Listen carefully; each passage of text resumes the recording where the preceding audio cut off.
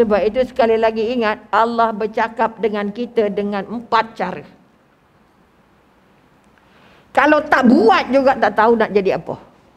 A'udzu billahi minasyaitonir rajim. Bismillahirrahmanirrahim. Alhamdulillahirabbil alamin, wassalatu wassalamu ala asyrafil anbiya'i wal mursalin wa ala alihi washabihi ajmain. Rabbi syrah sadri wa yassirli amri wahlul 'uqdatam min lisani yafqahu qawli. Sekali lagi kita panjatkan kehadrat ilahi, rasa syukur setinggi-tingginya atas limpah nikmat yang tidak pernah berhenti kepada kita, sama ada yang kita minta atau yang kita tidak minta.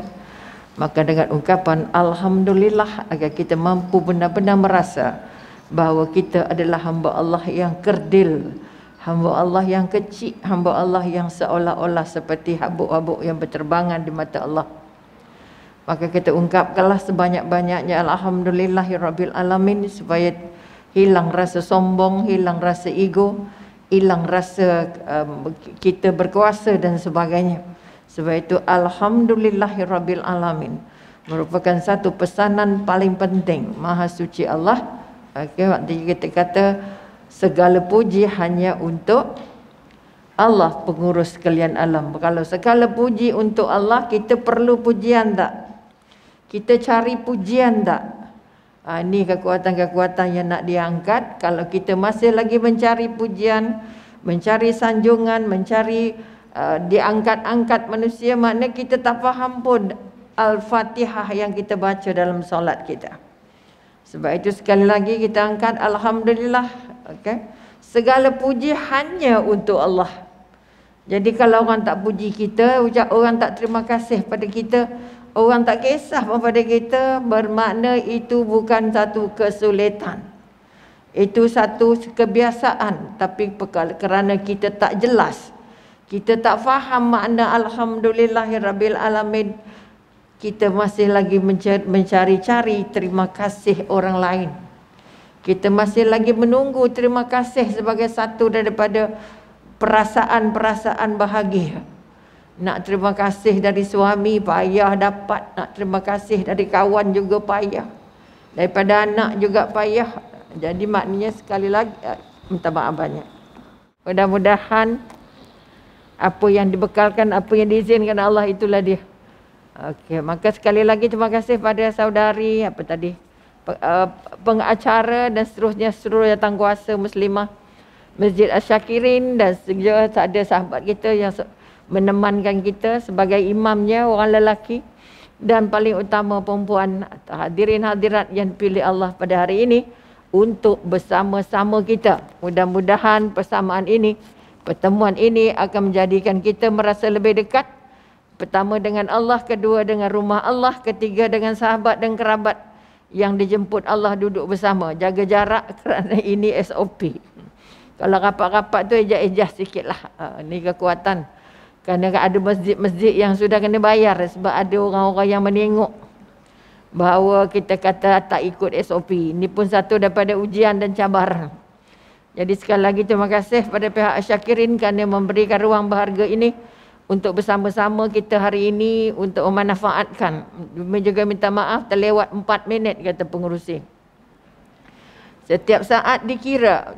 Sebab itu kita mesti harus sentiasa ingat, Rakib dan Atib itu sentiasa mencatat. Mencatat semua yang kita ungkapkan dan mencatat semua yang kita lakukan. Jadi jangan kata 4 minit itu biasa-biasa, jangan. We try our best. Kita cuma cuba, tapi hari ini lori banyak sangat.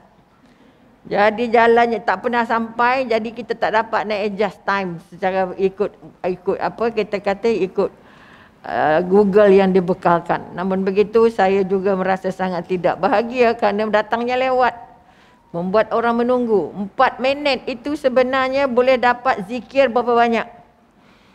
Okay, subhanallah, subhanallah, subhanallah, subhanallah, subhanallah, 4 minit baru dapat 100. Jangan kata, alah 4 minit je kot. Jangan. Okay, kita boleh mati dalam masa 4 minit. Betul? Bermakna kita boleh tempah pahala dalam masa hanya 4 minit atau 5 minit. Maka jangan kata minit-minit itu, alah sekejap je, sikit je. Jangan. Kerana masa itu hadiah dari siapa? Masa itu hadiahnya dari Allah. Miliknya Allah.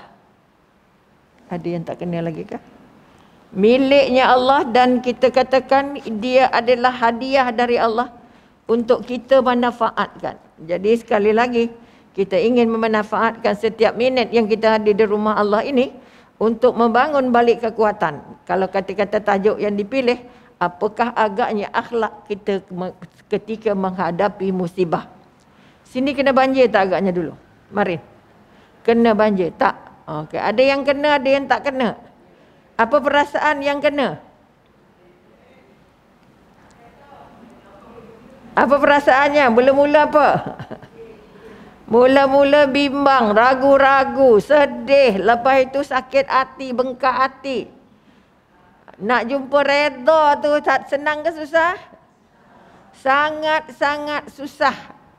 Redha hanya dimiliki oleh orang-orang yang sabar. Sabar itu dimiliki oleh mereka yang merasa dia sedang ditatap Allah. Kerana untuk dapat redha sahaja, kita harus menyemak balik betapa kukuhnya dua kalimah syahadah kita dalam hati. Betapa kukuhnya, betapa kuatnya syahadah kita tersimpan dalam amal.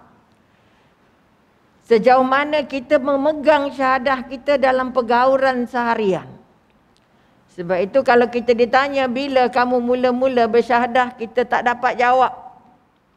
Ada yang dapat jawab tak ke? Kecuali mu'allaf, tu dia dapat jawab. Saya bersyahadah depan imam, depan tok kadi, depan saksi. Tapi kita yang lahir sebagai keluarga Islam, tapi tidak mempelajari agama Islam, tidak mengkaji, menambah ilmu tentang Tuhan, tidak menambah ilmu tentang agama, kita lebih jahil dari mereka. Sehingga kita tak tahu bila kita bersyahadah. Sebab itu para ulama dulu, salafus salih hari-hari membaharui syahadah. Kerana syahadah itu adalah tunjang. Adalah akar tunjang terpenting untuk kita datang ke masjid. Untuk kita berdirikan solat, untuk kita buat kebaikan. Okey, katalah kalau puan tadi tak apa sebab datang agak-agak. Kalau saya tanya siapa yang boleh ditanya. Apa sebab puan datang kat hari ni puan? Nak dapat apa? Nak dengar ceramah. Betul? Bila kita kata nak dengar ceramah kerana siapa? Untuk dapat apa? Nak jadi apa? Tak boleh berhenti kat situ je. Bila nak dengar ceramah, masuk sini, keluar sini, nak dengar je. Sebab itu dipesankan oleh ulama ataupun oleh Al-Quran pun, kamu dapat mengikut apa yang kamu niatkan. Kamu dapat mengikut apa yang kamu niatkan. Kalau niat yang tadi datang nak jumpa Dr. Rubiah, kosong, tak dapat apa balik. Kalau niat kerana saya jawatan kuasa tu pun terpaksa datang, pun juga tak dapat apa. Saya datang kerana tak ada kerja kat rumah. Ataupun saya datang saja-saja. Okey, maka tolong semak balik. Kita banyak kali berubah niat. Okey, cadangnya nak buat A tapi jadinya B. Datang masjid nak dengar ceramah, nak belajar tentang apa yang isinya, dan kalau yang penting sekali apa? Nak berubah. Saya nak berubah jadi lebih dekat dengan Allah. Sebab saya sekarang duduk di rumah Allah. Saya mohon dengan Allah dibimbing supaya kekuatan-kekuatan yang ada bertambah kuat. Untuk kita merasa bahawa bahagia jadi hamba Allah. Tapi baru kena banjir dah susah hati. Betul? Yang tenggelam, kata-kata kalau Dewan Dakwah masih terus lagi mengantar periuk-periuk. Rais-rais buka ke pedalaman, sama dia di Ulu Langat, di Pahang, di Raub dan di sebagainya. Di Mentakap dan sebagainya. Kerana mereka tenggelam semua, rosak semua. Apa perasaan kita dibanding dengan perasaan mereka? Kalau kita naik hanya sekaki, dua kaki, tapi mereka sampai bumbung. Okay, bila kita bumbung tenggelam dan tak tahu duduk di beberapa jam di atas bumbung nak tunggu pertolongan.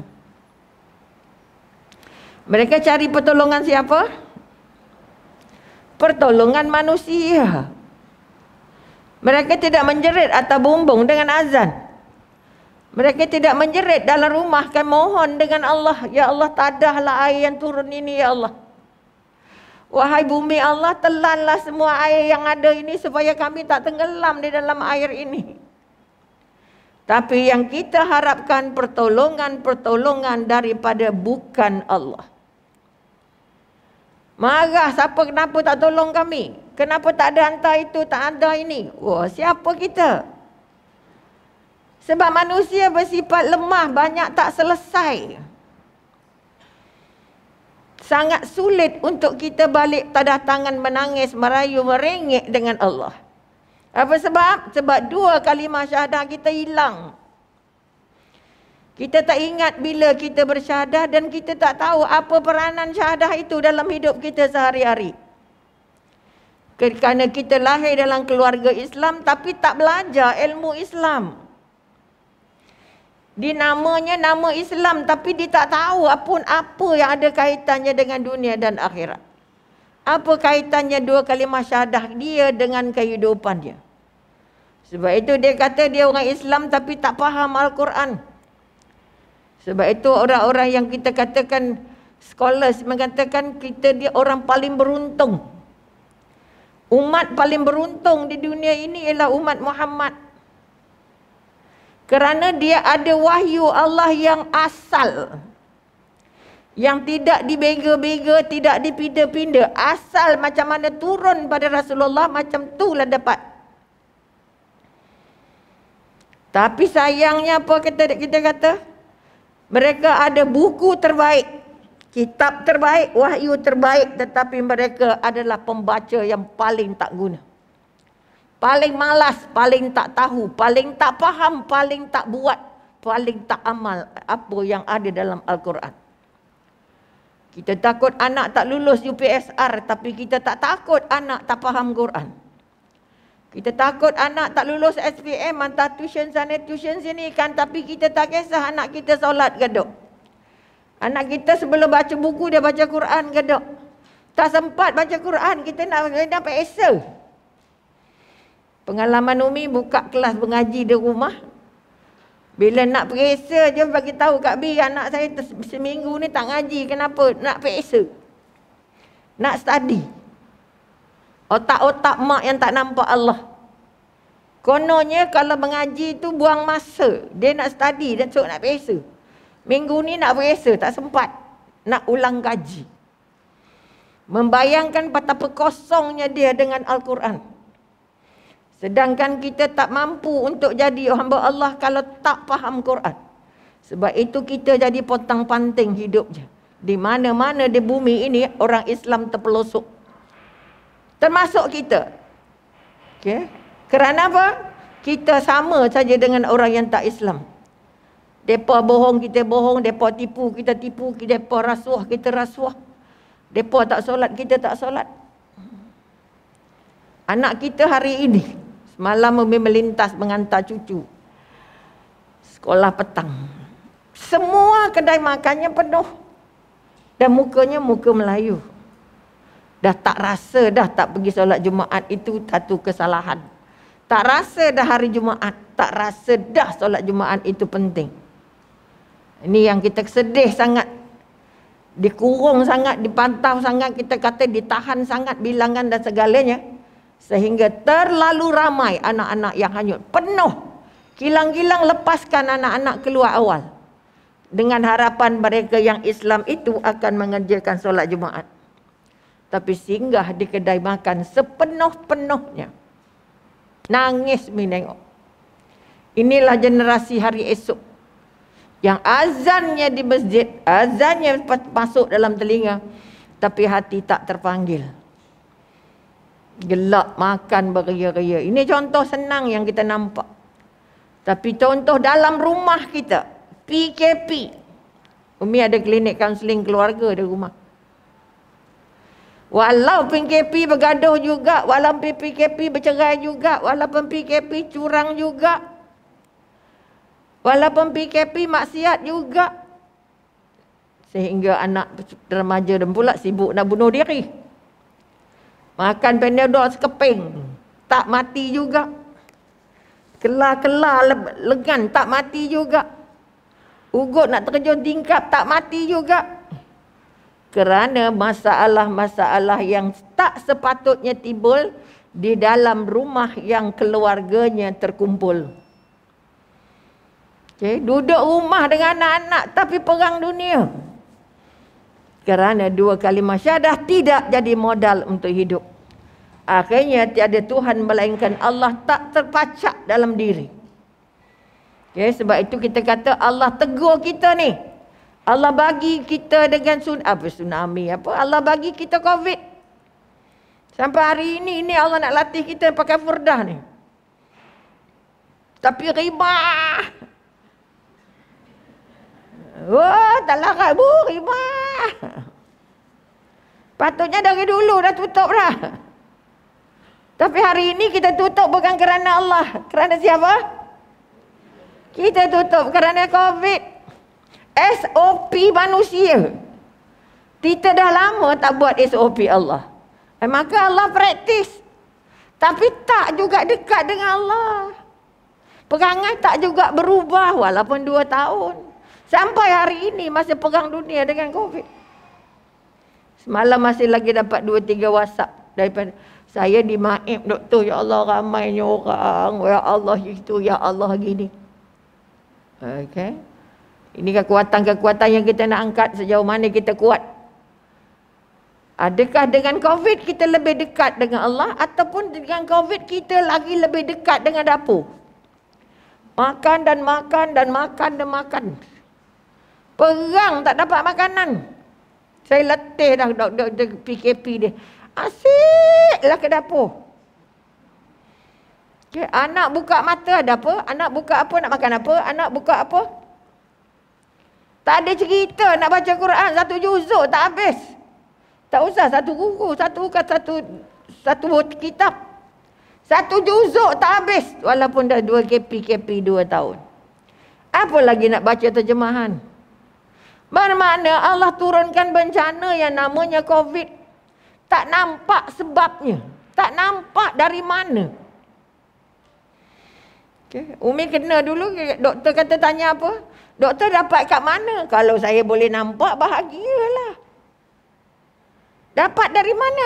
Bukan dapat dari mana. Ini Allah nak bagi. Bila Allah bagi, kamu boleh tolak ke tak? Kamu boleh tanya tak kenapa? Pasal apa aku yang kena? Aku pakai semua ni ikut SOP semua. Tapi apa? Sedar balik ini pilihannya siapa? Pilihannya Allah. Aku bagi ujian pada setiap yang aku nak angkat dia. Supaya dia lebih dekat dengan aku melalui ujian ini. Dia lebih baik perangainya daripada diberi ujian ini. Dia lebih insaf dan lebih sedar siapa dia sebenarnya. Tapi yang tak nampak itu adalah ujian dari Allah. Dapat dari mana, macam mana, pergi mana, buat apa. Letih nak jawab. Saya kata ini dari Allah. Kenapa dapat dipilih? Jadi orang pilihan Allah diterima, diberi ujian. 2 je sama ada kamu akan mati atau kamu akan hidup.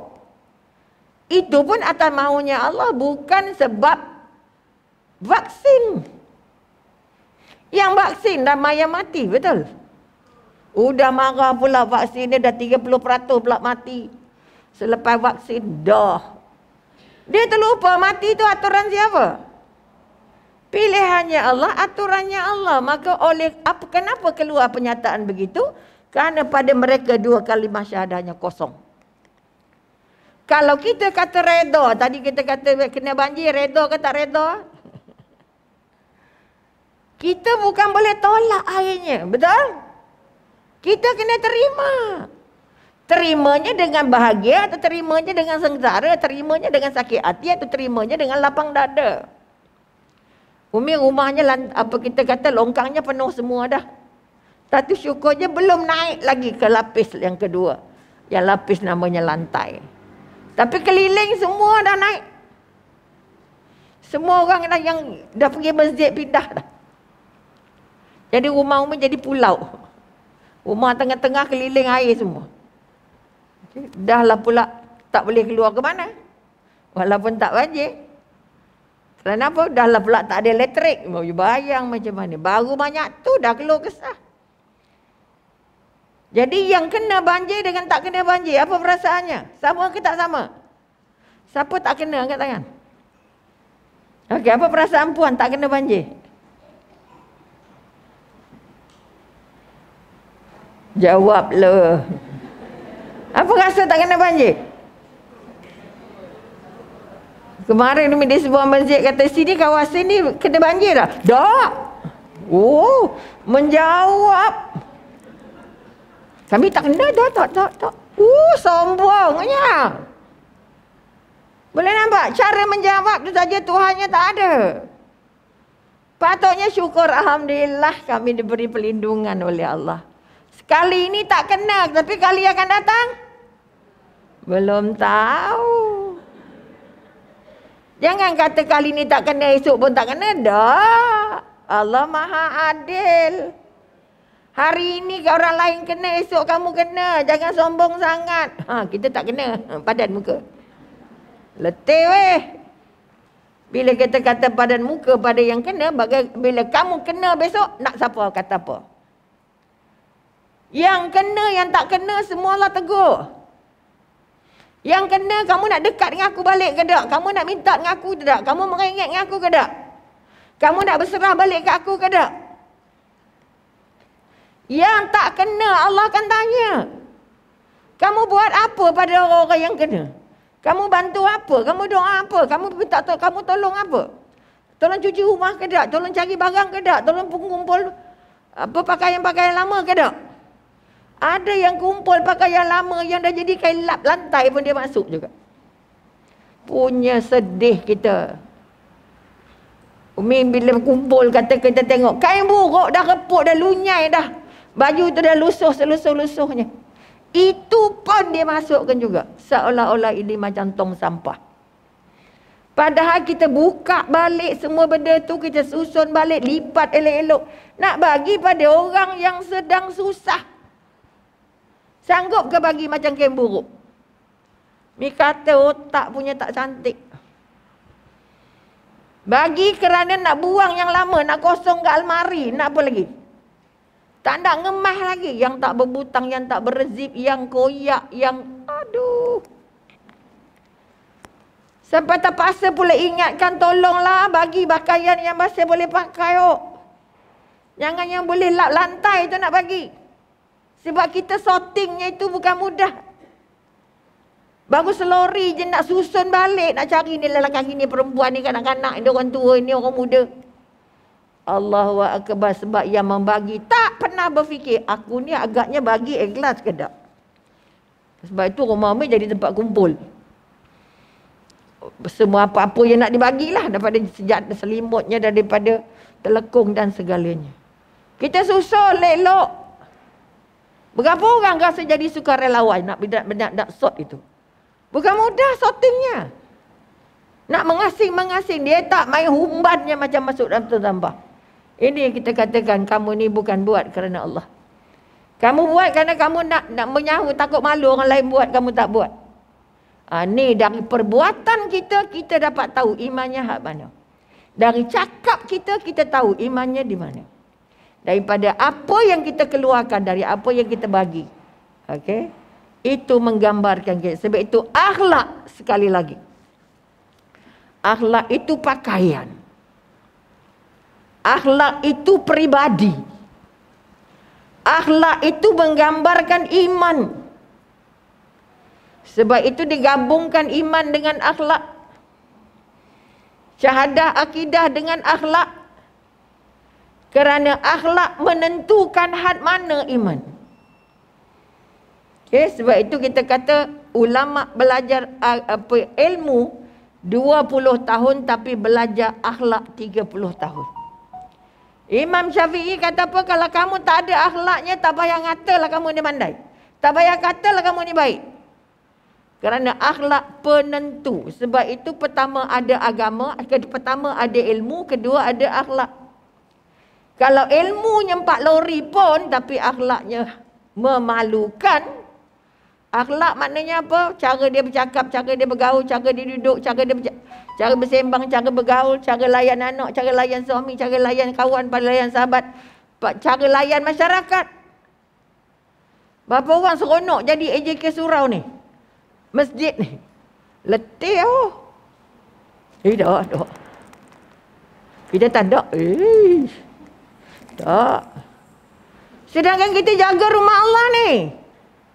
Tapi kalau dibuat dengan 2 kalimah syahadah, ya Allah Tuhanku syukur alhamdulillah, kerana aku dipilih, diberi kesempatan untuk berkhidmat dengan rumah Allah ini.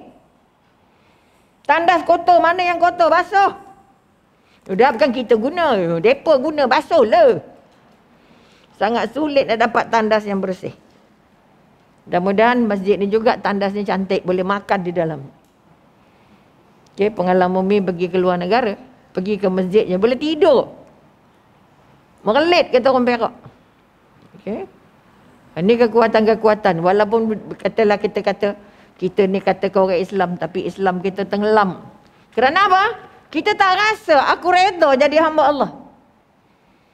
2 kalimah syahadah mengangkat 2 ayat saja. Betul? Aku bersaksi tiada Tuhan melainkan Allah, dan Nabi Muhammad itu untuk siapa? Nabi dan Rasul yang Allah hantar untuk kita. Rindu tak dengan Rasulullah? Okay. Kalau rindu, ada tak perangai Rasulullah kepada kita? Cuba angkat apa perangai Rasulullah yang kita ada. Puan ada perangai Rasulullah yang mana? Tembak aja lah, bukan hukum gantung. Selawat. Tak pun selawat besar peranannya. Tetapi lebih besar lagi sebagai hamba Allah, sebagai pengikut Rasulullah, perangai Rasulullah kena ada dalam kita baru jadi. Perangai Rasulullah mesti ada, sifat Rasulullah kena ada, saksiah Rasulullah ada dengan kita.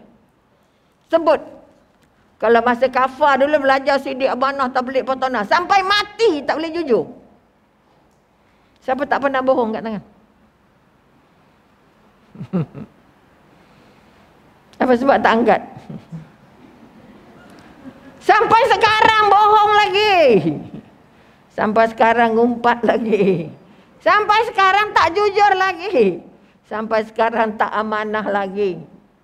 Ya Allah. Kemarin yang masuk dalam surat khabar. Pelupusan sampah. Apakah pelupusan sampah? Pelupusan Al-Quran. Dah dia amanahkan, dibagi peruntukan. Quran dah berlambak-lambak, tertimbun berlori-lori.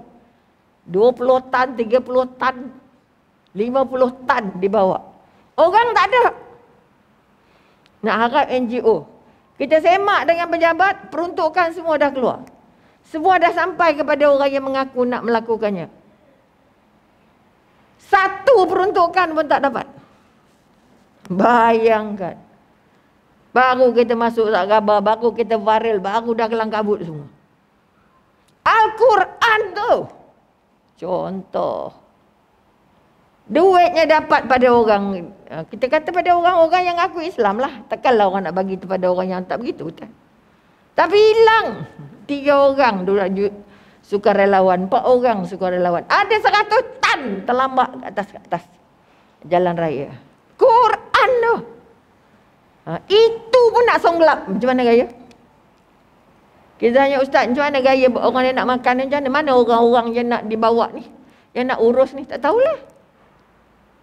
Makan minum dia pun ni macam mana? Adalah anak tafi datang tolong. Bolehkah tolong sediakan makan minum? Tak tahu saya. Tak tahu. Nampak tak? Benda yang ada kaitan langsung dengan Al-Quran. Bermakna dia tak rasa Al-Quran tu sangat penting. Sebab nak pelupusannya, pertama yang basah tu dikering dulu. Dijemur dulu. Baru dibakar, baru dilupuskan. Kalau 100 tan sampai, orang 3 orang letih ke tak? Akhirnya terpaksa masuk media juga. Kita malu dengan orang bukan Islam. Quran ni kitab terbaik kamu, kenapa tak ada orang urus? Sampai jadi sampah, contoh. Tapi terpaksa di-viral juga, terpaksa dimasuk media juga, terpaksa dimasuk TV juga. Nak menunjukkan lemahnya kita dengan kepahaman tentang Al-Quran. Sedangkan tanpa Al-Quran kamu tidak beriman. Tanpa faham Al-Quran tak payah ngaku kita orang Islam, tanggal Islamnya. Walaupun namanya Islam, pakainya macam orang Islam, duduklah masyarakat Islam, tapi tak faham Al-Quran, minta ampun.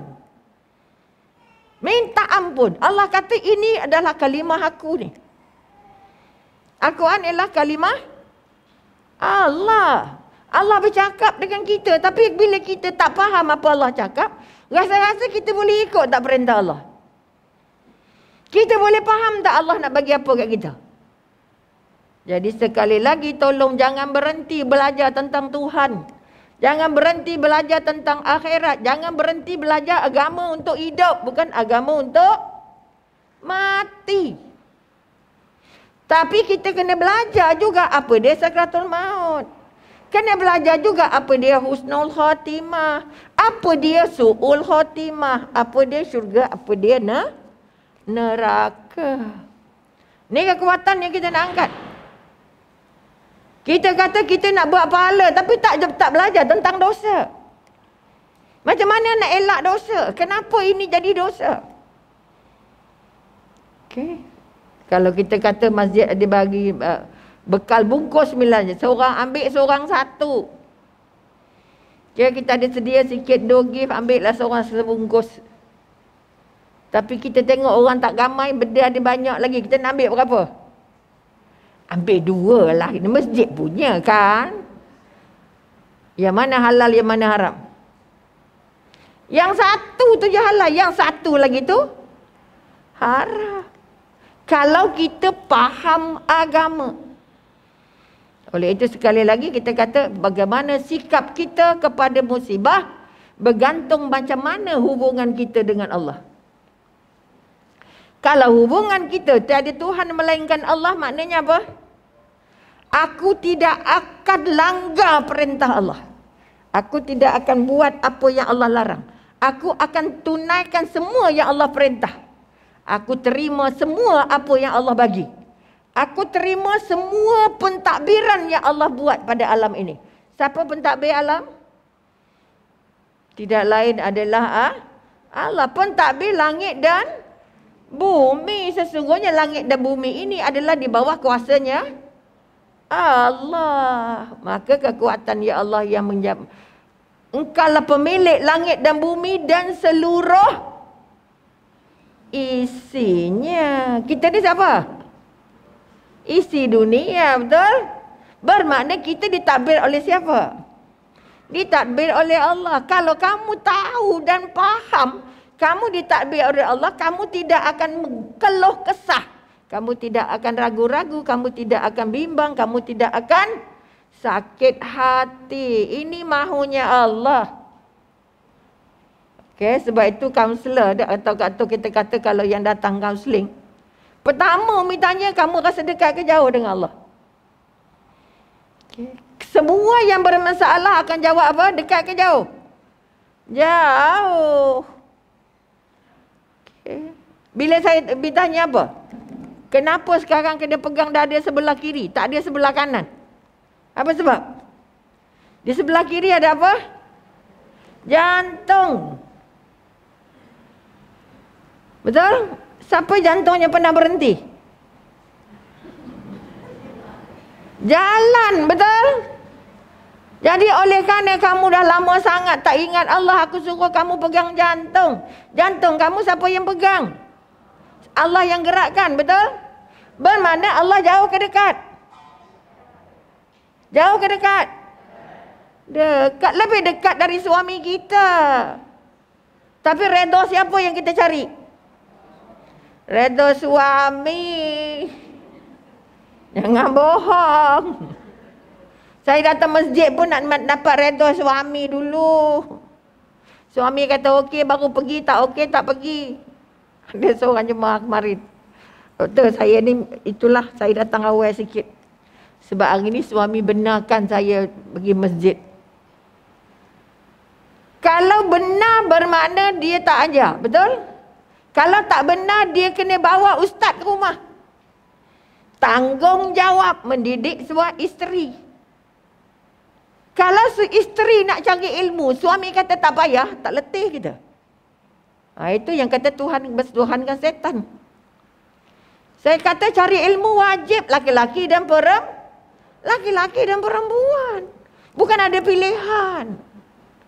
Tapi rata-rata nak cari redha siapa? Redha suami dulu. Betul ke? Betul ke salah? Tak berani jawab. Sebab itulah sebabnya saya tak takut orang lain, saya takut suami saya je. Okey? Padahalnya redha Allah, redha Rasulullah, wa atiullah wa atiur Rasul. Taat Allah, taat Rasul baru dapat taat suami. Kalau suami tak kenal Allah, tak kenal Rasul, mampus. Betul tidak? Macam mana kita nak jumpa pintu syurganya dari dia? Kalau dia pun tak nampak pintunya, betul? Sebab itu kena kita berdiri tegak, cari ilmu dulu. Kerana kalau pandai pun jaga suami tapi tak pandai jaga Allah, kosong. Kong kali kong. Ni kekuatan yang nak dimakan tak boleh. Nanti lawan perintah suami, dia tak masuk syurga. Syurga ada suami yang taat Allah, taat perintah Rasulullah, ikut Allah, ikut agama. Ni kekuatan, lantak dia lah. Dia yang tak solat, bukan saya. Itu dosa dia dengan Tuhan. Bayangkan tidur dengan orang yang tak solat macam tidur orang babi hutan. Ni yang kita paling takut. Kita bermati-matian berkhidmat untuk suami kerana takut Allah. Betul takut Allah. Tapi tak taat Allah, bohong juga. Betul? Maka sekali lagi bagi kita semak. Allah turunkan pertama musibah yang namanya COVID. Kita tak berubah. Yang berubah makan je. Okay. Nak sujud balik, nak taubat balik, nak jadi baik, nak tanda sembang banyak lagi. Allah dah tutup dah mulut ni. Nak bersembang juga. Tutup mulut maknanya tutuplah sekali hatinya daripada nak bersembang banyak. Tengok, okey, Assalamualaikum, apa khabar, sihat? Dah selesai. Ni dah. Tahu tak? Wah juga nak bersembang. Ini tanda Allah kata jangan sembang banyak, sembang aku je. Sebab itu pesakit COVID tak boleh ada pelawat, betul? Tak boleh, mati tak boleh urus. Tak sedih ke? Sedih ke tidak? Sedih keluarga mati tak dapat tengok, keluarga mati tak dapat urus. Bermakna masih hidup kamu tak pernah jumpa dia. Kalau masih hidup kamu tak pernah rapat dengan dia, kerana memati je ria-ria sangat datang. Dia bukan nampak kita pun, betul? Tandanya kita tak rapat. Sakit COVID tak boleh ada pelawat. Maknanya kita dengan siapa? Allah kata kamu hilang orang sekarang, kamu dengan aku je. Nampak tak? Kamu dengan aku saja, maka tolong ingat, aku buat cakap aku, ikut cakap aku, buat apa yang aku suruh, tinggal apa yang aku larang. Tapi benda Allah setan ni ada, jauh, asap lagi. Tak berhenti ni. Okey, sebab mulut tutup, tangan buka. Okey, maka sekali lagi mari kita semak. Allah turunkan bala ataupun kita kata nak kata musibah ataupun Allah nak kata ujian. Bala tu pada orang bukan Islam. Maknanya pada orang Islam ni kita anggap ini sebagai musibah. Kita anggap sebagai ujian. Apa beza ujian dengan musibah? Okay.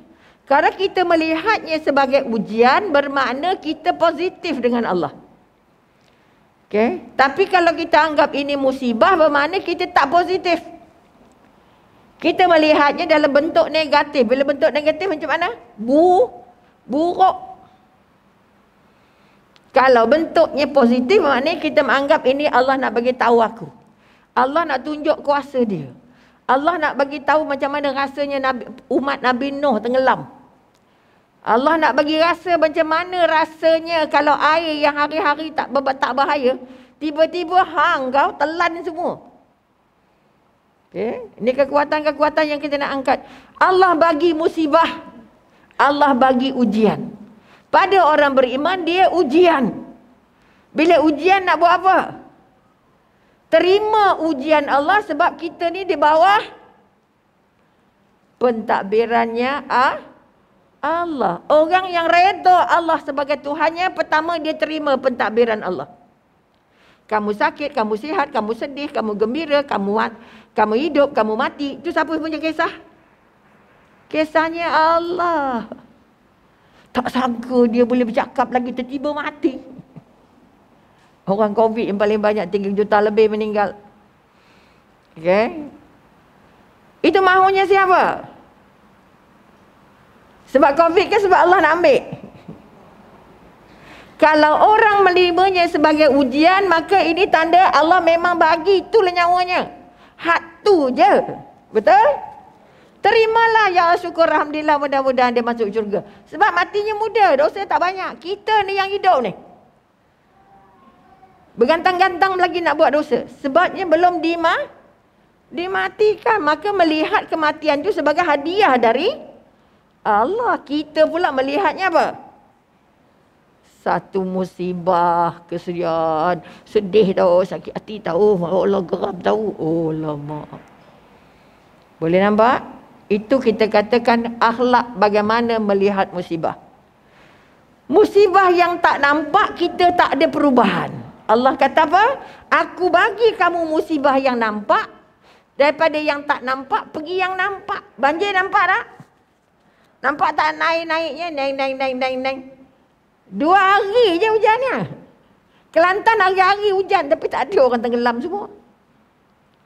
Okay, kita tidak bersedia untuk diuji Allah dengan banjir. Umi duduk dekat di Shah Alam, sepanjang hidup tak pernah Seksyen 19 tu banjir. Keliling banjir semua tenggelam. Ini kekuatan yang kita nak angkat. Yang sedihnya, kerusi mahal, segala mahal, kapet mahal. Nasib lah. Nasib baik masih hidup. Betul? Maka sekali lagi, orang yang beriman melihat musibah sebagai satu hadiah. Allah panggil aku ni. Yang mabuk sayang kereta, tenggelam semua keretanya. Allah kata, sayang aku dulu. Jangan gosok kereta dulu. Jangan cuci kereta dulu.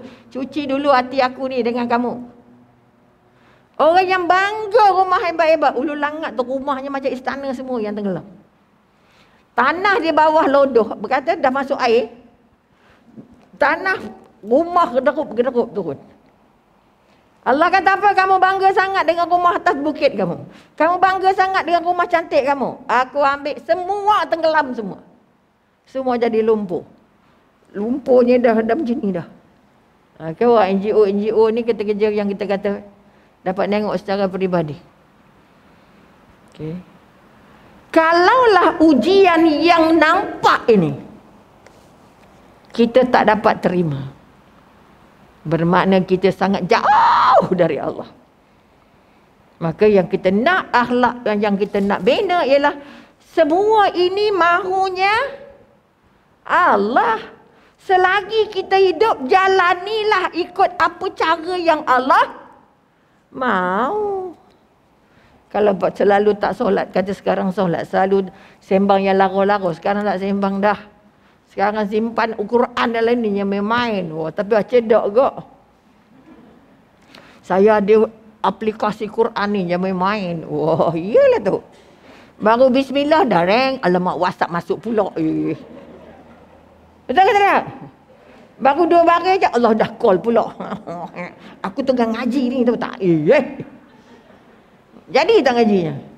Minta ampun tak jadi. Pegang mushaf tu. Cantik je, berkilat-kilat lagi kertas tu. Kat belakang tu Al-Qurannya cantik-cantik. Tanda apa? Belum biasa dipegang. Ini kita kata. Sebab itu sekali lagi kita nak bangun balik kekuatan. Kalau kita sudah mengaku bahawa kita kata kita redha. Tadi kata redha, betul? Apa makna redha? Pertama, musibah melihat keimanan. Orang yang melihat musibah, Dengan iman maka dia kata syukur. Ini Allah nak jaga aku, ini Allah nak tegur aku, ini Allah nak ajar aku, ini Allah nak ajak aku balik jumpa Allah. Ini Allah nak ajak aku balik jumpa Allah. Allah nak bagi aku dekat dengan Allah. Anaknya mati, isterinya mati, suaminya mati. Aku masih hidup bermakna Allah nak aku ni jumpa Allah. Berpandukan kepada kematian-kematian tadi. Kenapa kita masih hidup? Kita dihidupkan kerana Allah nak tunggu kita. Bila taubatnya? Diturun banjir, tak rampak juga nak taubat. Turun tsunami, tsunami. Takut nanti tsunami lepas ni. Takut. Pengalaman di Aceh. Tsunami di Aceh dianggap semua isi laut atas bawa ke daratan. Habis rumah hancur berkecai, tak habis. Naik sampai pucuk kelapa. Sampai atas bubung airnya. Dan airnya membuat semuanya jadi terbakar. Mayat je golek-golek macam semut kena sheltok. Okay. Itu baru tsunami. Tak. Rumah yang dilanda, lantai je tinggal. Kita banjir lah. Ada lagi tak rumahnya kalau tenggelam pun? Masih ada. Ada lagi yang hanyut. Betul? Tapi di Aceh semua yang kena landa semua tinggal lantai. Diangkut, ditampar oleh ombak kali pertama, dia ambil balik sampah bawa ke laut, dibawa balik keluar. Itu yang mati banyak. Dia boleh datang, ambil semua sampah, tolak balik sampah, tolak sampah tu pada semua orang. Itu yang matinya beribu-ribu. Terapung di lautnya saja, ya Allah. 5 hari di Aceh, di tempat kejadian tak berani makan ikan. Makan nasi dengan keropok lempuyang pula apa? Yang pahit tu. Apa ni? Apa keropok pahit yang kecil tu? Apa dia? Melinjau. Tumbuk sambal gaul, pecahkan melinjau tu. Sebab laut semua dah makan orang. Tak boleh nak makan ikan dah. Bayangkan contoh. Tapi bila pergi ke Palu, Allahu Akbar, lebih menakutkan. Dia bukan saja ada tsunami yang air laut masuk 1 km, 1 kilometer ke daratan, sapu semua bangunan. Okay. Dia juga ada tanah longsor. Tanah yang kalau kita masjid tinggi, dari atap masjid sampai ke bawah tanah longsornya. Artinya tanahnya runtuh. Okay, runtuh ni. Kita di atas, di tepi tempat yang belum runtuh. Ini tanah runtuh, kita berdiri di sini. Lain sayup bawah. Sebab itu yang tenggelam, kawasan perumahan tenggelam semua dengan orang-orangnya. Okay. Jadi padang semua. Okay, dulu doktor, ini kawasan perumahan semua ni. Okay. Dengan orang-orangnya. Sebab longsor terjadi atau tanah longsor terjadi selepas maghrib. Okay. Yang sedih dibawa jentolak tu, kononnya nak tarik lah sikit kau ada mayat yang hidup. Akhirnya hancur macam blender. Dapat kaki satu, dapat tangan satu. Bayangkan. Akhirnya proses korek pakai jentolak tidak digunakan lagi. Kerana dalamnya dah hancur jenazahnya. Dengan rumah dia okay. Selain daripada bumi yang pindah, kebunnya patut dah sana, tiba-tiba dah pergi belah sini. Okay. Ada tsunami, ada longsor, ada tanah. Allahu Akbar. Ini kekuatan-kekuatan. Sebab itu pada Umi sekali lagi, setiap apa yang Allah bagi, kalau kita tak balik jumpa Allah, kita akan jadi sebahagian daripada mangsa-mangsa ini. Allah tunjuk majoriti Islam Palu. Tapi maksiatnya, Allah. Syiriknya, ya Rabbi. Okay. Bila maghrib ni macam mercun, macam Chinese ataupun macam raya berkecun. Artinya banyaknya masjid, banyaknya surau. Tapi banyak juga kufur-kufurnya lagi. Okay. Disebabkan kekufuran-kekufuran ini, Allah tegur semua orang. Okay. Jadi jangan sampai kita nak balik jumpa Allah ni, Pertama, berapa banyak syukur kita kerana masih selamat. Sujud syukurnya, terima kasih ya Allah. Setiap gerak tu ya Allah, terima kasih, syukur ya Allah. Walaupun dapat makan nasi dengan garam, makan nasi dengan apa benda, sambal dengan apa pun lah. Pengalaman Umi banjir 69. Naik rakit tebang pisang. Masak ke tua ke muda ke, jenjang-jenjang masuk dalam nasi. Masuk dalam beras nak bagi banyak. Dah merasa banjir. Dah tahu dah macam mana keadaannya. Kalau itu pun tidak membuat kita dekat dengan Allah. Sebab itu yang tak kena Allah tanya, kamu ni saudara orang ke bukan? Kalau hari ini kamu tak tolong orang, besok kamu kena, Allah tak tolong kamu dah. Sebab itu jangan senang hati orang minta derma, ini derma banjir. Orang minta pakaian, Allah dah bagi dah kemarin. Minta. Sekarang Allah akan tanya kita yang tak kena, yang tak tenggelam ni. Kamu buat apa pada kawan-kawan yang tenggelam atau yang mengalami banjir? Kamu bagi apa? Kamu doa apa? Kamu rasa macam mana? Kamu rasa bangga atau kamu rasa sakit hati atau kamu rasa syukur alhamdulillah, itu banyak dosa tu. Yang kena tu semua kawasan banyak dosa. Masya Allah. Macam dia tak berdosa. Boleh nampak? Oleh itu sekali lagi bangun balik kekuatan. Pertama, sebagai seorang Islam, terima apa yang Allah bagi dengan penuh rasa sedar. Allah jemput aku untuk balik jumpa Allah. Itu akhlak pertama yang kita nak angkat. Tolong balik jaga anak kita, tolong balik solatnya, tolong jaga Qurannya. Sebab itu kita kata percaya pada qada dan qadar. Itu sebahagian daripada rukun. Rukun apa? Qada dan qadar. Rukun iman. Tidak beriman kamu kalau tidak terima takdir dari Allah. Apa yang terjadi adalah takdirnya. Bila takdir masuk dalam qada dan qadar. Kalau qada kita boleh memilih. Boleh memilih sama ada kamu nak taat atau kamu tidak taat. Tapi qadar benda yang sudah Allah tentukan. Jadi kalau kita sekarang qadarnya memilih daripada tak ingat Allah, aku nak dekat dengan Allah. Sebab itu Allah bagi ujian. Yang tak pernah pegang Quran nak kena faham Quran, yang tak pernah solat tahajud nak buat tahajud, yang tak pernah taubat nak taubat. Sebab itu kita nak jumpa namanya taubat. Siapa yang mati su'ul khotimah, satu daripadanya orang yang banyak angan-angan. Dia rasa dia lambat mati lagi. Orang yang buat maksiat sepanjang-panjangnya, dah bagi dah COVID, dah bagi dah banjir, masih buat maksiat lagi. Masih maksiat dengan Allah lagi, masih maksiat dengan manusia lagi, masih sombong, masih kedekut, masih dendam. Allahu Akbar. Allah dah basuh bumi ni, tolong basuh hati aku ni ya Allah. Aku ni masih dendam ya Allah. Semalam dapat satu WhatsApp.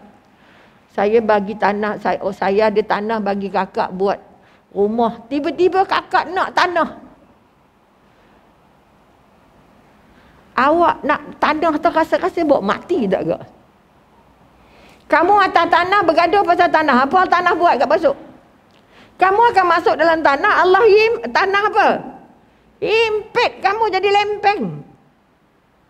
Sebab itu sekali lagi ingat, Allah bercakap dengan kita dengan 4 cara. Kalau tak buat juga tak tahu nak jadi apa.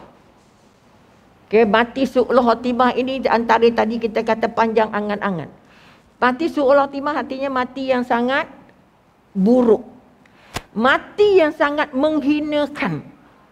Sebab itu orang yang mati su'ul khotimah ini nampak ketika dia nak mati, ketika nazaknya, ketika dimandikan dan ketika dikebumikan. Tandanya. Sebab itu kena belajar apa itu su'ul khotimah. Jangan hanya ya Allah beri aku husnul khotimah ya Allah, tapi ibadahnya tak ke mana. Sebab itu sekali lagi kita kata su'ul khotimah nampak ketika dimandikan. Orang yang mati dalam keadaan su'ul khotimah, mati yang buruk. Badannya daripada kulit putih lebam-lebam akhirnya jadi hitam semasa dimandikan. Semasa nazaknya, Ketika nazaknya, dia bersalahkan Allah, benci dengan Allah, cakap Allah tak adil, Allah tak betul, Allah tak zalim dengan aku. Dan nak diajar talqin atau nak diajar la ilaha illallah, dia tidak akan ikut. Itu satu tanda awal. Tak nak saja ikut, tak nak ikut diajar mengucap. Kerana dari kehidupannya tidak senang dengan Allah. Okey. Kalau ada saudara keluarga kita yang nak diajar, tak nak. Dia sebut benda lain. Dia masih boleh bercakap tapi sebut benda lain. Tak nak sebut la ilaha illallah. Okey. Itu dia peringkat ketika nazaknya. Dia ambil ringkaskan je. Kedua, kita kata ketika dimandikan berubah warnanya. Kulit berubah jadi hitam macam arang. Walaupun masih hidupnya muka orangnya putih. Okey. Ada yang keluar bau yang sangat busuk dari kemaluannya. Sampai orang yang nak mandi itu pening. Okay. Ada yang keluar darah dari matanya. Okay. Ada yang jenazahnya, itu ketika dimandikan. Ketika nak dikuburkan. Pusing kepala dah buka ikat. Pusing nak pergi kiblat, dia tak nak. Ada yang penggali kubur kata, saya cuba 4 kali. Takutlah 3 kali tak lepas. 4 kali pusing. Ada yang jenazahnya dipusing, takkan dia tengok kiblat. Buka matanya. Sampai melompat balik orang yang nak makam, orang yang nak mengkuburkan. Okay. Tak nak ikut kiblat. Okay. Ada yang jenazahnya terlalu berat nak masuk dalam yang lahat tu. Ya Rabbi. Okay. 5-6 orang tak lepas masuk. Ini tanda-tanda su'ul khatimah yang kita paling takut sebenarnya. Dan ada juga kes buka je keranda, buka je siap aja liang lahat, ular besar dah tunggu kat bawah. Orang pun usahakan untuk keluarkan ular, dia keluar sekejap. Okay. Sebaik saja jenazah sampai ke dalam lubang, ular tu lompat balik masuk. Terus melilit dan mematah-matahkan jenazah. Sampai yang nak ke bumi itu tak tahu nak buat macam mana, nak tutup ke tak tutup. Tutup je lah, tak sempat ubah papan dah. Kerana terlalu takut. Itu di antara tanda-tanda su'ul khatimah kalau kita tak balik jumpa Allah. Orang yang mati su'ul khatimah ialah orang yang buat maksiat sepanjang hidupnya. Tak pernah jumpa namanya taubat. Bila kita sebut maksiat, bukan berzina je, bukan minum arak je. Segala yang dilarang Allah maknanya apa?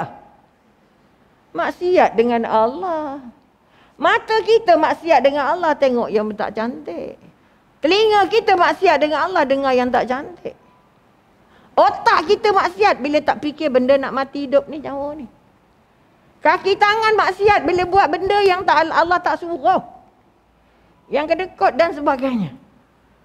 Maka kekuatan bila sebut maksiat bukan, aku tak ada maksiat. Aku sembang je. Aku laser je. Siapa laser kat tangan? Dia ngaku aku laser. Aku memang laser. Macam mana?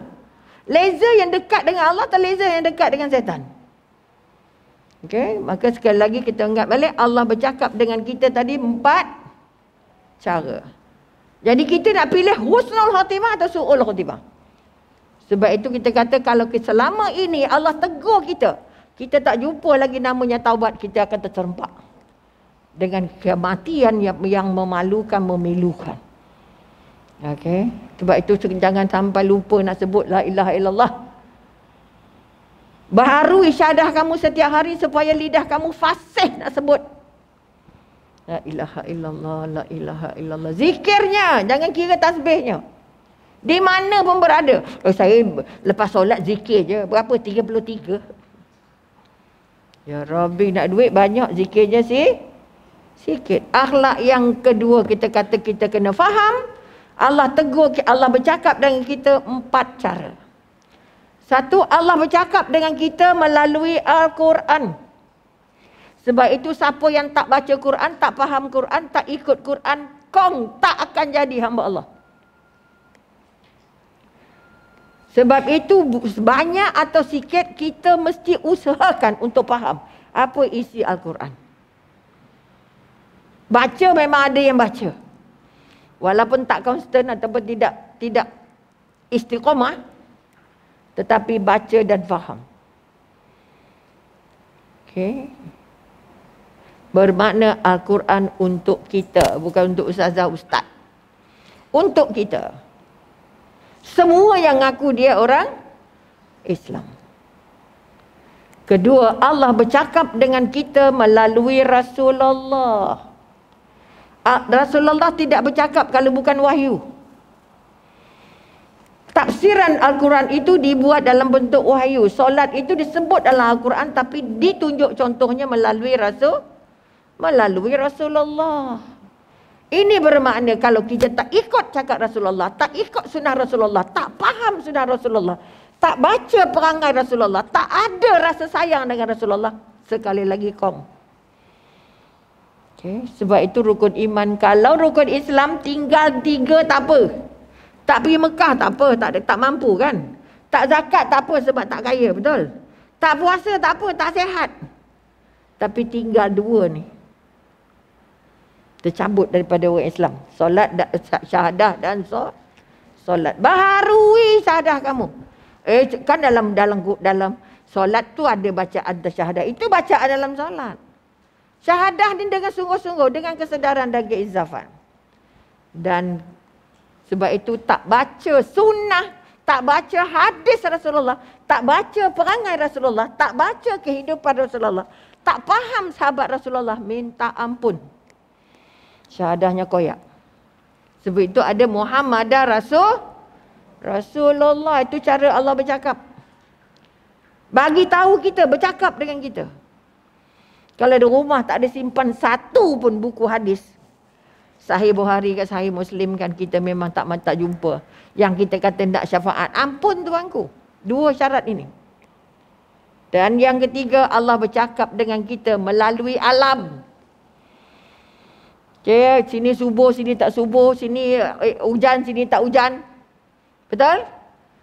Alam kita ni subuh, orang sana tak subuh, orang sana tanam cantik, orang sana tanam tak cantik. Okay, seperti kisah seorang Yahudi dengan seorang Islam, kebunnya sebelah-sebelah. Kamu orang Islam tapi kebun kamu tak cantik, kebun aku. Allah bagi ribut malam tu selesai semua. Ni kekuatan. Sebab itu kalau tanam pokok ingat sebut nama Allah. Engkau yang tanam, aku yang tanam tapi yang hidupkan siapa? Allah. Jangan marah pokok tak berbuah. Kamu kau tak berbuah ketebang tahu tak? Ngaku. Marah dengan pokok. Udahlah pula berbuah, tak pula sedekah. Letih. Baru keluar buah bungkus dah. Kenapa bungkus belum masak lagi? Minta agak, mangga boleh makan tak mentah? Muda boleh makan tak? Muda ketua kan Pak Bang ni bila dia boleh dimakan, kamu dah boleh sedekah. Cantiknya buah mangga ya Allah. Belum masak lagi. Bila orang tegur tu maknanya apa? Sedekahlah. Dia tanda dia berminat. Tidak. Tu kita yang nanam, yang pada pandai petik. Wah. Ya. Kamu tanam, yang hidupkan siapa? Yang bagi buah siapa? Ingat baliklah, pulang balik. Buah mangga tu untuk kita bawa balik. Bukan simpan atas bumi. Boleh nampak? Itu kita kata bercakap dengan alam. Tengok langit, tengok bumi, tengok bulan, tengok bintang, tengok bukit, tengok gunung, tengok sungai. Okey, siapa malas tengok sungai? Sebab itu kita siapa beli ikan bagus. Ikan tak pernah malas. Ada tak jumpa ikan yang ini je?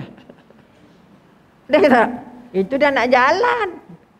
Ikan kulu kile. Tak pernah penat dia. Sebab geraknya itu adalah ibadah. Okay. Pokok ni semua beribadah ni. Zikir yang kita ni. Sebab tu jangan buat maksiat bawah pokok. Jangan senang-senang tebang pokok. Jangan tak sayang dengan pokok.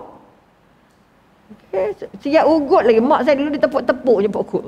Ngapa mak bercakap dengan pokok? Bercakap lah nak bagi dia suruh berbuah. Ini perintah Allah, bukan perintah kita. Dengan pokok bercakap. Kamu berbuah ya, aku nak sedekah ni. Ya kari. Sebab itu bila buah itu disedekah, apa jadi? Buahnya tanpa henti. Okey. Umi kita lah pokok kelapa yang dah ada buah tapi masih muda. Kelapa muda sedap kan? Kelapa tua sedap? Kelapa muda jangan tunggu tua. Betul? Bila siapa nak kelapa muda? Nah, pergi ambil pisau. Kalau pokok mangganya buah ni galah, pergi ambil. Nak berapa tu pulang. Tak boleh, belum masak ke. Oh Allah. Bermakna Allah bercakap dengan alam. Tanam serai, ambil lah siapa pun. Tanahnya bukan kita punya, betul? Siapa punya? Jangan biar tanahnya kosong, tempat buang sampah, jangan. Okay? Sebelah rumah Mami tu tanah kosong. Tapi orang buang sampah, minta maaf banyak. Lelong belakang. Kita sampai pukul 11 ya. Ini kekuatan. Allah bercakap dengan alam. Sebab itu nak ludah pun, nak beludah ni kat tanah ni.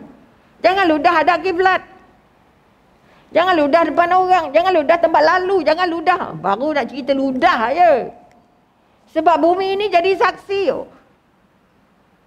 Siapa yang tak sayang dengan bumi, sebab itu kalau pergi Jepun, tanah sebesar meja ni, pokok tomato dia, sebab apa tanah mahal. Tanam apa? Tak ada satu muka tanah yang tak diguna. Okey. Ada yang dalam pasu, dalam kotak, dalam macam-macam. Yang keempat, takut tak habis. Minta maaf dan mana pengurusi tak bagi warning kat saya ni. Tadi kita lewat 5 minit, sekarang dah terlebih 16 minit. Dah bayar hutang balik. Betul? Nanti esok Allah tuntut. Sebab dalam surat jemputan pukul 10. Ngapa pukul 10 kamu tak sampai? Itu kalau ingat Allah, bukan nak riak-riak, bukan nak tunjuk. Alah doktor tu nak act sangat lah, nak tunjuk lah tu. Dah. Nak bagi ingat. Kalau orang jemput sekian, sampailah sebelum sekian. Jangan sampai dah lepas sekian. Betul? Ini kekuatan. Kalau terlepas, tolong tambah. Supaya kita tak berhutang. Hutangnya bukan duit. Hutangnya esok di sana. Dituntut Allah. Okey, tadi satu lagi lah, takut terlupa. Okay. Ingat tadi? Allah bercakap dengan kita dengan Al-Quran. Jadi kalau baca Quran, tolong cakap Allah sedang bercakap dengan aku. Ketika solat, aku tengah bercakap dengan Allah. Boleh nampak? Baru kita boleh dapat usyuk. Nak dapat usyuk, nak dapat istiqomah, nak dapat taumakninah. Letih. Sebab iblis tidak akan lepaskan kita solat secara percuma. Dari atas, dari bawah, dari kiri, dari kanan, dari dalam, dari luar. Di dalam ada nafsu, di luar ada setan. Teringatlah pula, ya Allah, dah tutup ke tingkap ke belum tengok air hujan. Padahal tengah solat tu. Boleh nampak? Di dalam ada iman, di dalam ada nafsu. Kalau imannya kuat, nafsunya lemah. Tapi kalau imannya kurang, nafsunya jadi raja. Sebab itu kita makan, nak ingat, nak makan saja. Betul? Depan Umi ada air ni.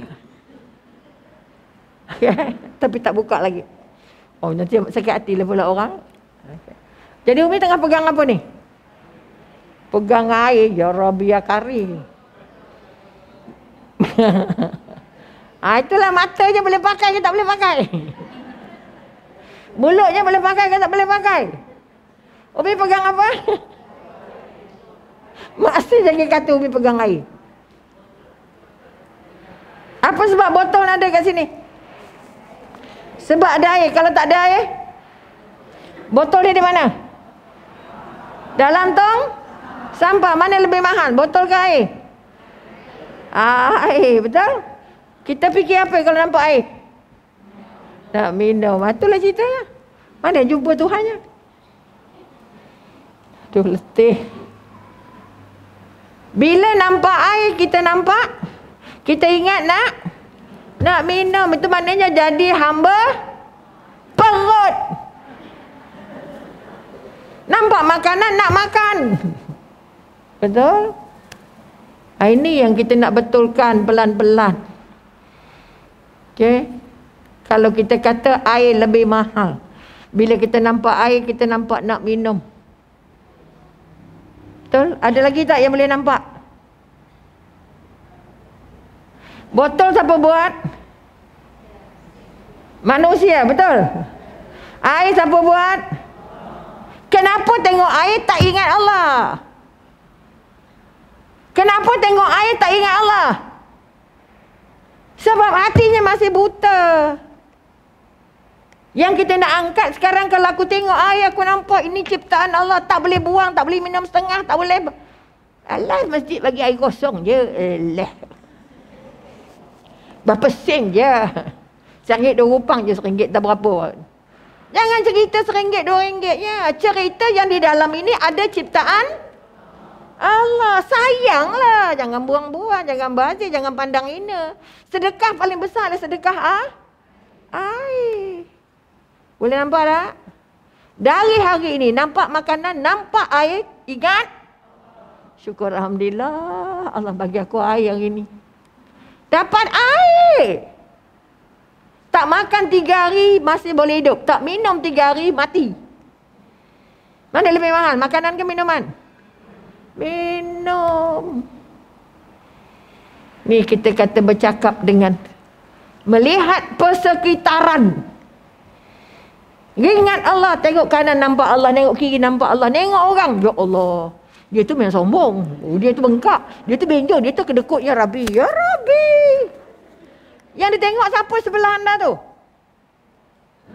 Siapa di sebelah anda? Siapa sebelah puan?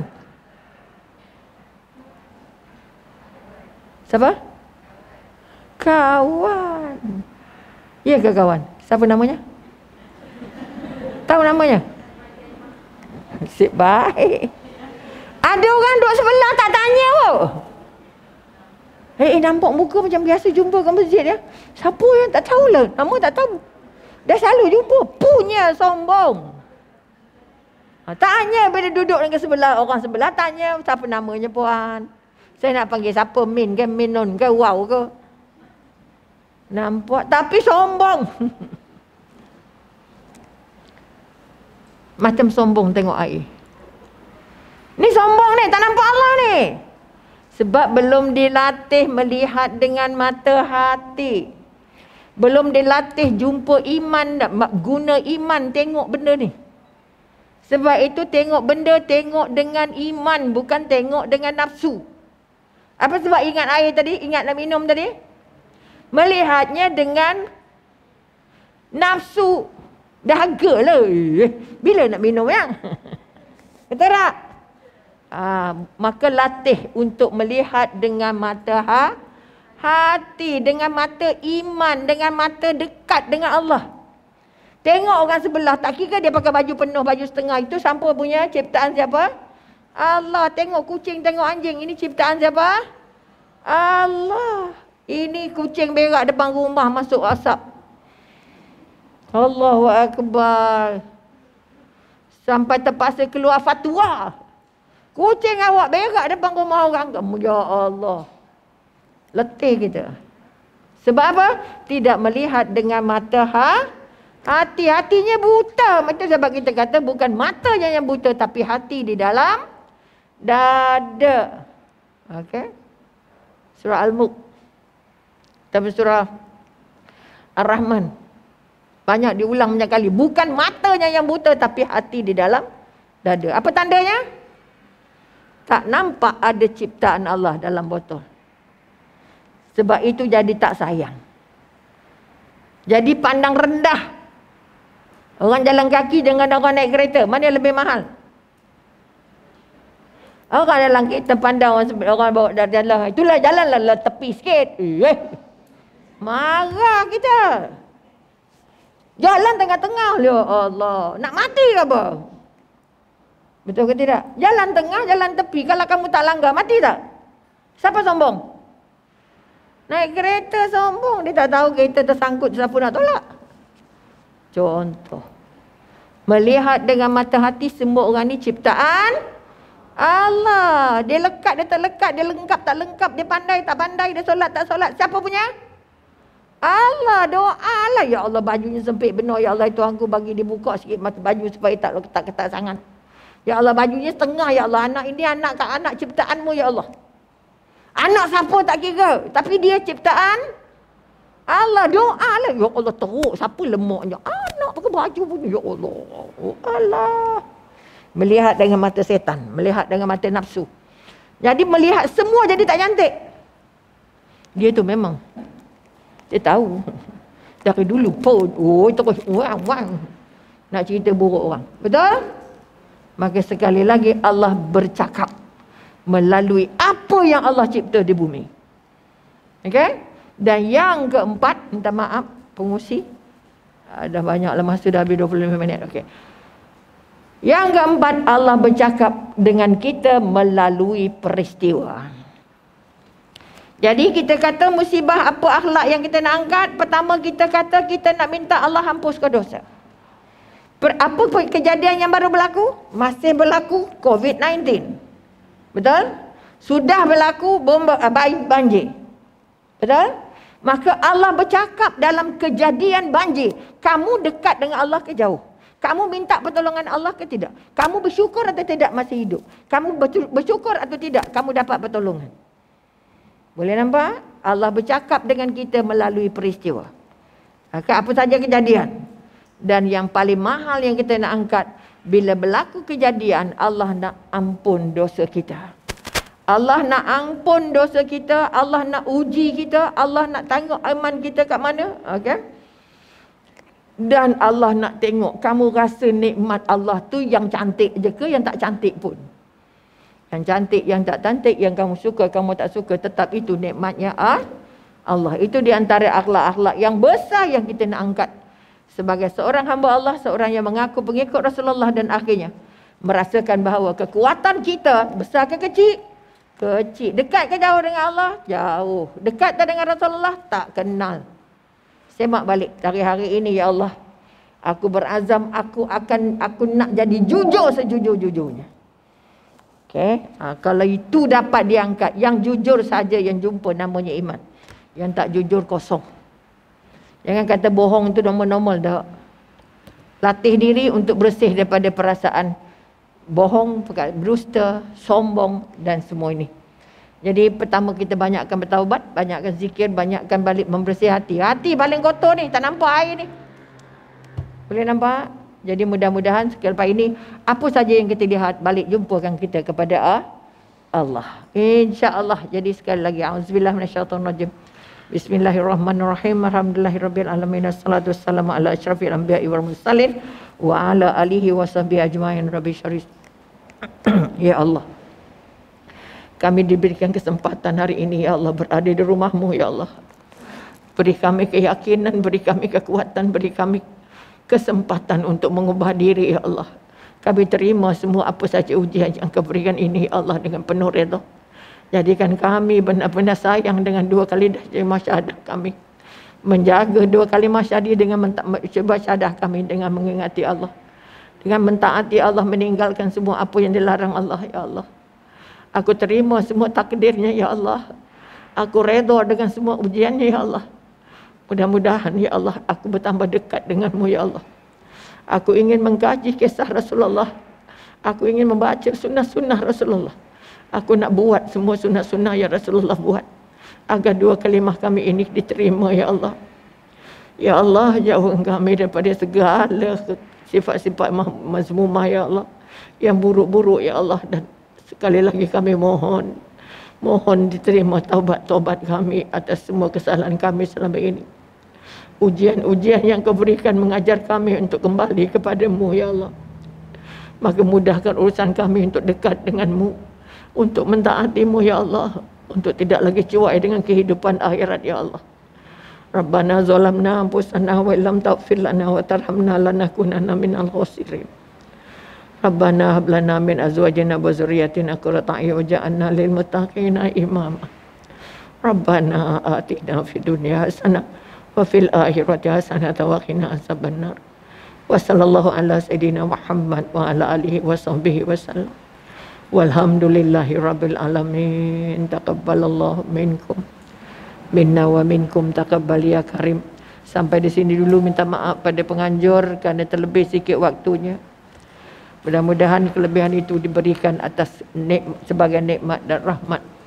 Saya menyusun 10 jari, mohon ampun dan maaf. Andai kata ada yang tak kena di mata dan di hati, Yang cantik hadiah dari Allah, yang tak cantik atas kelemahan saya sendiri. Jangan lupa doakan sihat dan panjang umur. Mudah-mudahan dapat berjumpa lagi di masa akan datang. Sekian, wabillahi taufik wal hidayah. Wassalamualaikum warahmatullahi ta'ala wabarakatuh.